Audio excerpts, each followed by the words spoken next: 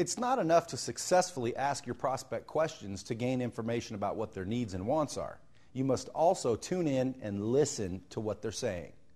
I have never heard of anyone missing a sale because of listening to the prospect's needs, wants, and desires. Interestingly enough, the more you know about the prospect needs, the better position you're in to meet those needs. Not only that, but the trust factor goes up. When the prospect sees you listening intensely to their needs and desires, they have a better chance of trusting you right off the bat. Listening is not easy, especially if you're enthusiastic about your offering and want the prospect to hear all the good things you have to say about your product. But listening is a must if you want to succeed in sales. Listening is a mental discipline. You must control your desire to use the time when the prospect is talking as time to prepare what you're going to say next. While someone else is talking, that is not the time to let your mind wander to your next appointment or other tasks scheduled for the day. Listening is also a physical discipline. There are certain things you can do to tell your mind to listen up. Looking the other person in the eye, leaning slightly forward, nodding your head. These are all ways to get your mind set to listen. When you listen, you do more than listen with your ears.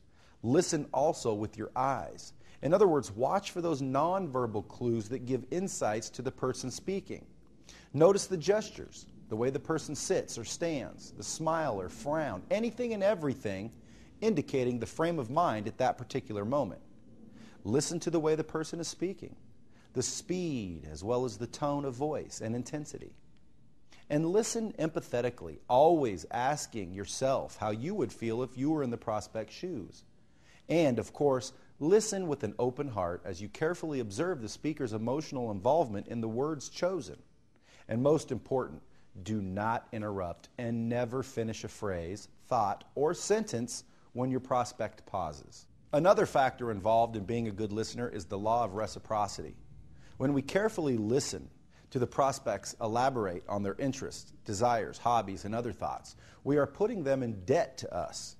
They then have a feeling that they owe us something in return, and consequently, they are more willing to listen to our story since we've given them the courtesy of listening to them. To apply this information, make it a point to listen more than you speak. Do it today and every day. Mentally tune in to the other person without thinking about how you will reply. Physically get ready to listen by looking the person in the eye and slightly lean toward them.